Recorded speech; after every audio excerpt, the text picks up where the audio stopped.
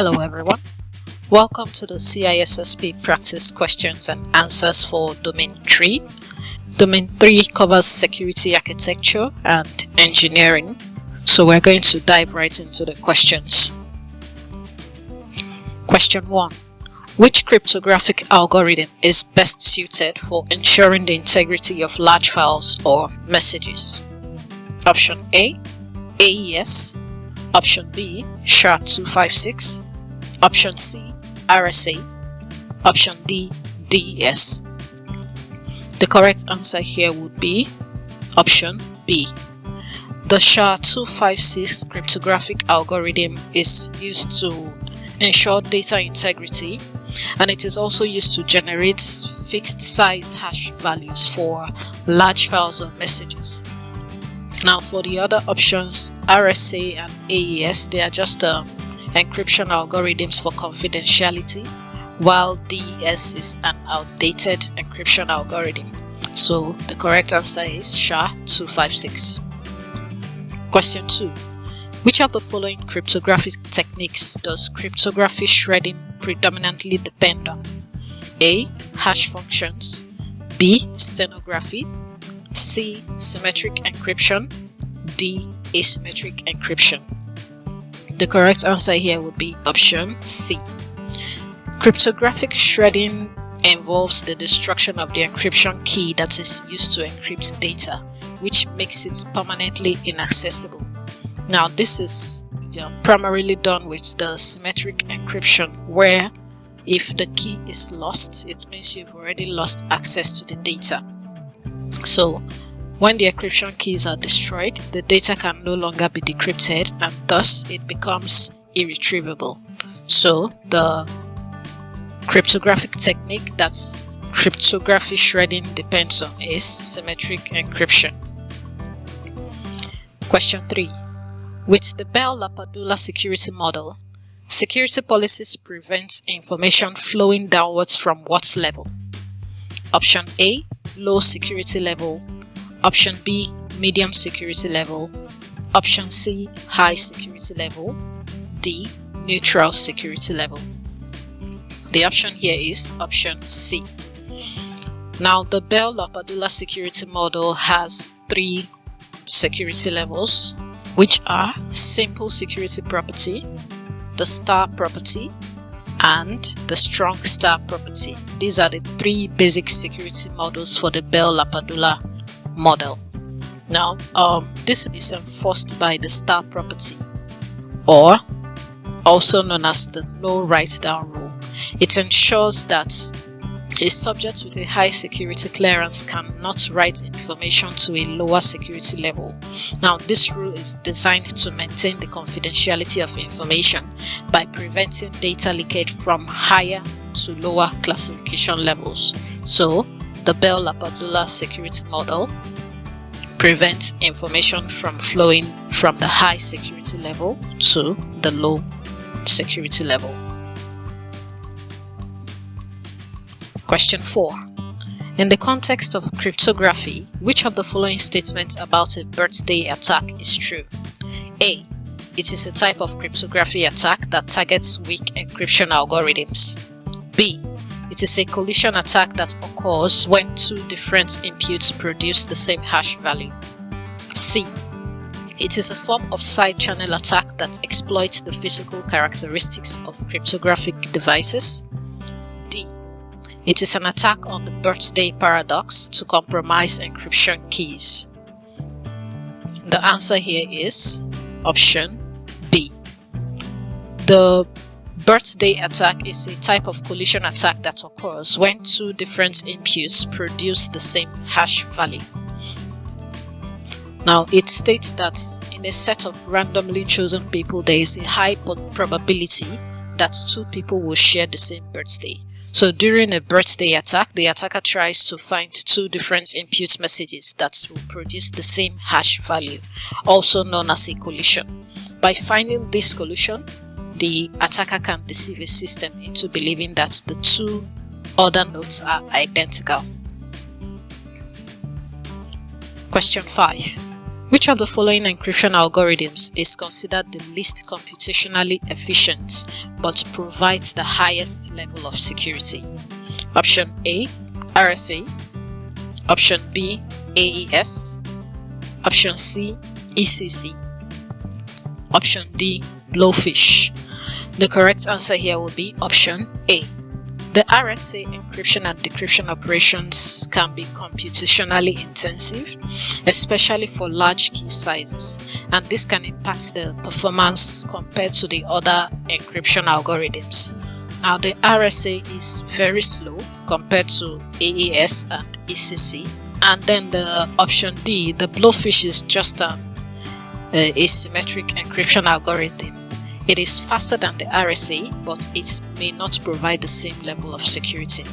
So the correct answer here, where the encryption algorithm is least computationally efficient but provides a high level of security, is the RSA.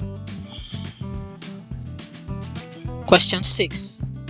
Which of the following actions is most important for preventing common vulnerabilities like SQL injection and cross-site scripting in the context of secure coding practices?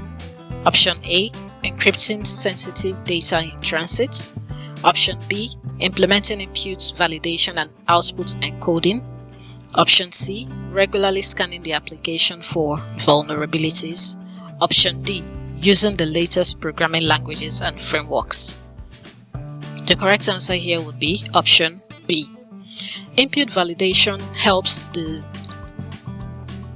to ensure that user-supplied data is safe and it adheres to the expected formats, while the output encoding prevents malicious data from being executed in the context of web pages. Now, for this, for instance, in an SQL injection, the vulnerability occurs when an attacker is able to manipulate a query by injecting malicious SQL code. Now, for proper input validation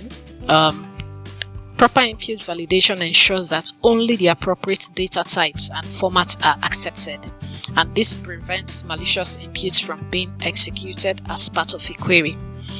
On the other hand, cross-site scripting occurs when an attacker injects malicious scripts into content that is delivered to other users. Proper output encoding ensures that any data included in the output is safely rendered in the browser without being intercepted or interpreted as executable code. Therefore, the most effective action for preventing SQL injection and cross-site scripting is implementing input validation and output encoding.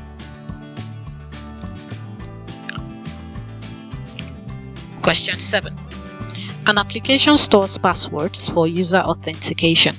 Which of the following would be the best practice for storing these passwords? Option A, encrypting the password using AES. B, masking the password before storage. C, using salted hashes for password storage. D, storing the password in clear text with strict access controls. The correct option here will be option C. Using salted hashes involves hashing each password with a unique random value, which is known as a salt, before going ahead to store it in the database. Now, this provides a mechanism where even if the hashes are exposed, it will be difficult to reverse them back to their original state. So in this case, the best practice for storing the password will be using salted hashes. Question 8. Which of the following security controls is most effective in preventing unauthorized physical access to a data center? Option A, man-trap access control at the data center entrance. B, CCTV surveillance cameras inside the data center. C, intrusion detection system for data center servers. D, biometric authentication at the server level. Now, if we read the question is referring to physical access. So the obvious answer here would be option A. CCTV surveillance is not a physical access control measure. The intrusion detection system is also not a physical access control measure.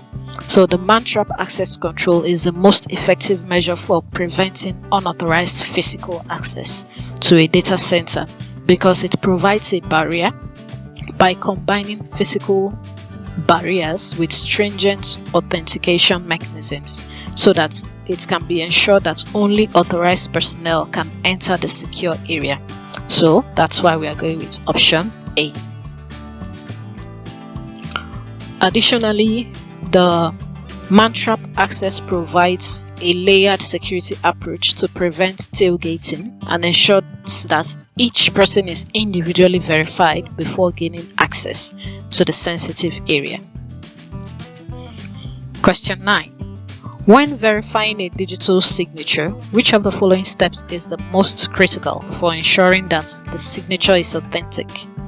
Option A. Checking the timestamp of the signature. Option B. Comparing the hash value of the received data with the decrypted hash in the signature. Option C. Decrypting the message using a public key. Option D. Verifying the digital certificate of the sender.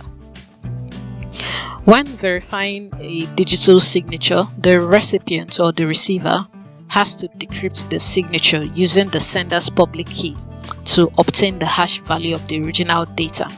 Then when the receiver computes the hash value of the data and compares it with the decrypted hash obtained from the signature. Once the two hash values match, it verifies the integrity of the data and it confirms that the signature is authentic. So the answer here would be option B. It's by comparing the hash value of the received data with the decrypted hash in the signature. Question 10.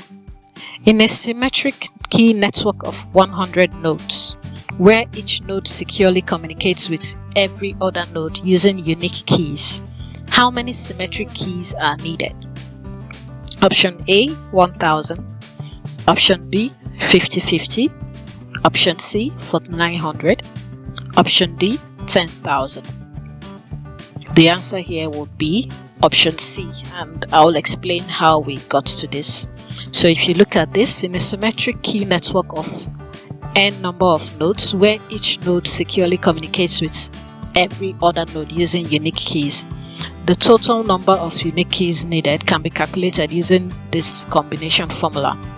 So it will be n times n minus 1 in bracket divided by 2. Now, given that in the question 100 nodes were mentioned, so the total number of keys is going to be 100 times 100 minus 1 bracket divided by 2. This gives 100 times 99 divided by 2, which gives 9,900 divided by 2, and it gives a final value of 4,950. Now we're going with 4,900, option C, because that is the closest number to 4,950. So that's how we came to that conclusion. Question 11. What are the biggest security issues related to Internet of Things in an enterprise? Option A, access and integrity. Option B, access and encryption. Option C, credential and authorization. Option D, authenticity and integrity.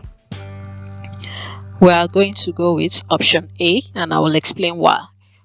While both access control and encryption are critical aspects of securing the Internet of Things devices in an enterprise, access and integrity is considered the biggest risk because of the direct impact on the correctness and reliability of the data.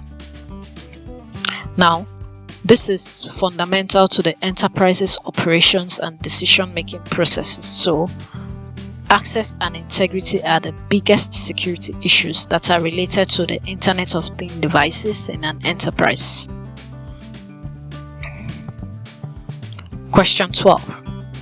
As a security consultant for a multinational corporation implementing a new cloud-based infrastructure to support its global operations, which security mechanism will best address the issue of security of their data in transit and at rest in the cloud environment? Option A, implementing a SIEM system for data at rest, and RSA encryption for data in transit. Option B, utilizing biometric authentication for data at rest and deploying VPN for data in transit. Option C, deploying a strong firewall at the perimeter and using SSL for data in transit. Option D, implementing AES-256 encryption for data at rest and using IPsec for data in transit. Reading the questions, the correct answer would be option D. AES-256 encryption is used for data at rest, while IPsec is used for data in transit. This is the best choice because it provides strong encryption for data at rest and secure transmission of data in transit. The other options we saw, so the option A mentioned the SIEM system. SIEM system is just used for security monitoring and event management, while RSA is used for securing data in transit, so it does not totally address the question. Remember the question, we are looking for the best security mechanism to address both the issue of security of data in transit and at rest. So AES-256 for data at rest and IPsec for data in transit is the best option. Question 13. Which of the following is a true statement about the trusted platform module? Option A, transit cryptographic keys for a hardware supported or OS implemented local storage device encryption system. B, process cryptographic keys for a hardware supported or OS implemented local storage device encryption system.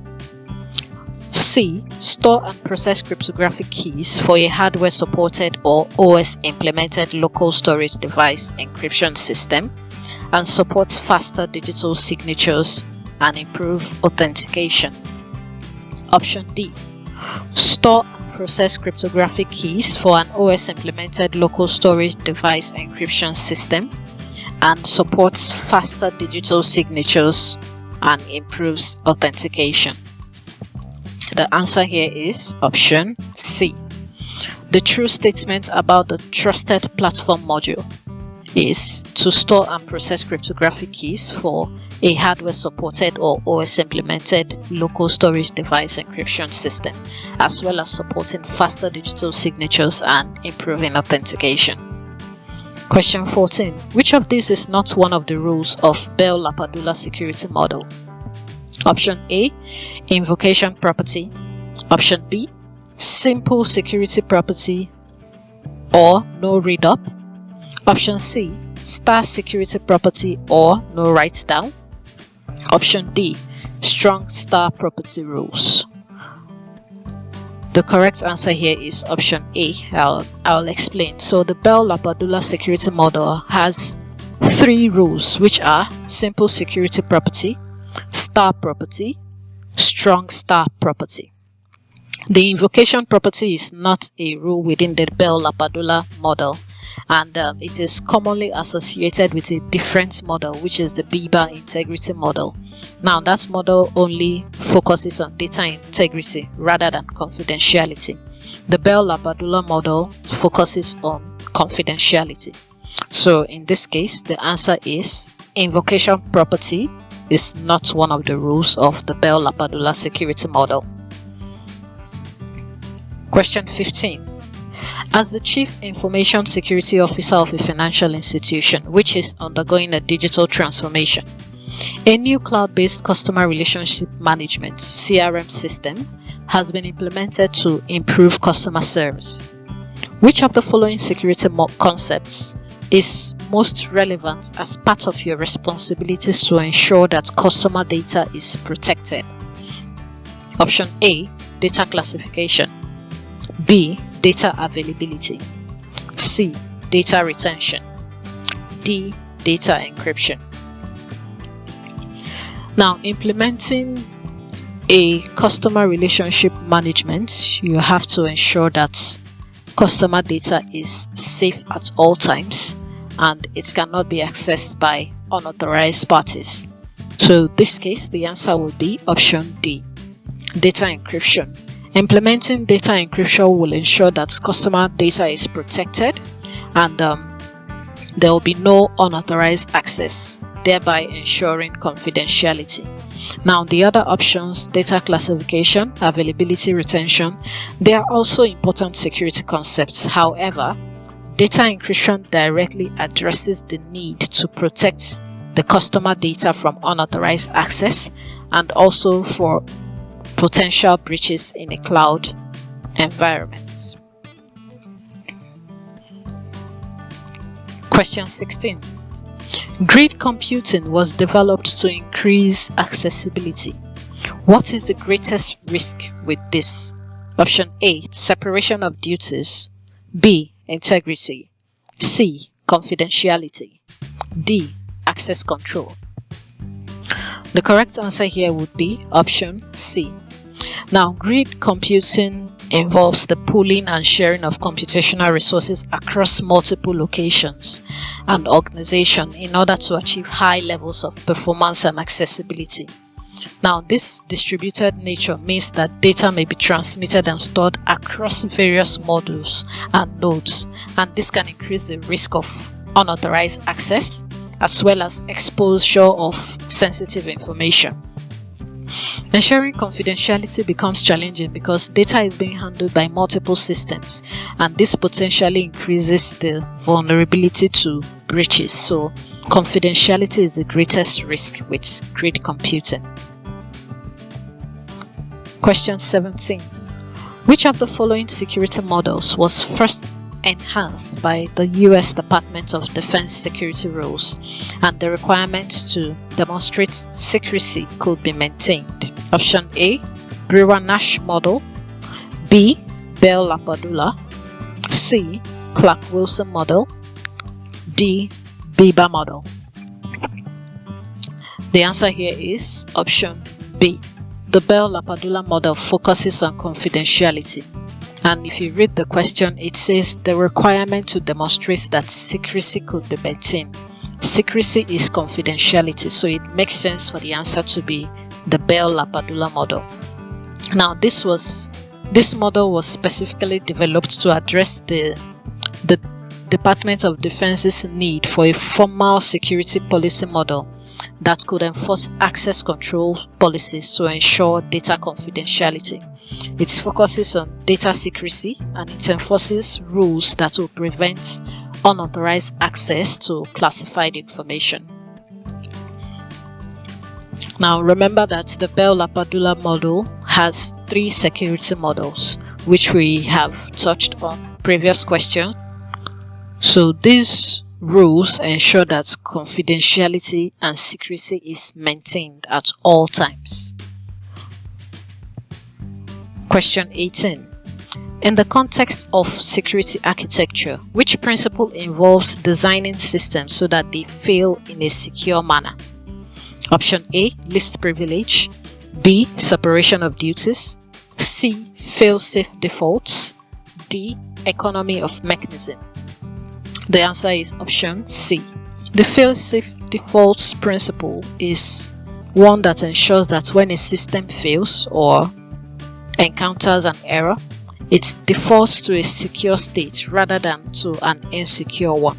Now, this will minimize the risk of unauthorized access or data breaches during system failures or errors.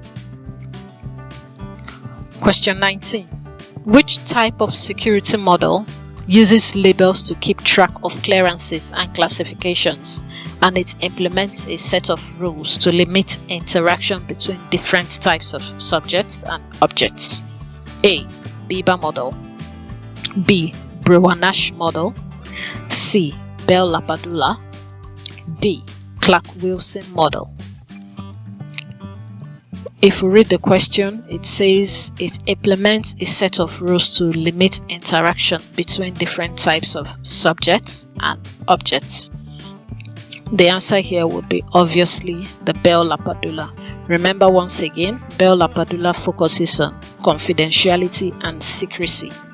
So this model, it focuses on maintaining data confidentiality and controlling access based on classification levels. So it uses these labels to represent the security clearances and classifications that have been assigned to subjects and objects. Remember the three security models that were listed before? So the model enforces the rules to prevent unauthorized subjects from accessing data at a higher classification level, and it also prevents unauthorized subjects from writing data to lower classification levels. So this is the Bell-LaPadula. Question 20. Which security framework is designed specifically to guide the implementation of security controls within federal information systems and organizations? Option A, NIST CISSP 853, B, COBIT, C, ISO IEC 27001, option D, ITIL. The answer here is option A. The NIST CISSP 853 provides a set of security controls for federal information systems and organizations, including those in the US states, in the US government. Now, this framework offers guidelines and recommendations for selecting and implementing security controls in order to protect information systems and data. This brings us to the end of the questions for Domain 3. Don't forget to subscribe and hit the notification bell to watch more videos. If you found this video helpful during your exam, please don't forget to leave a comment and also share so that others will be able to benefit from these questions and answers. Thank you.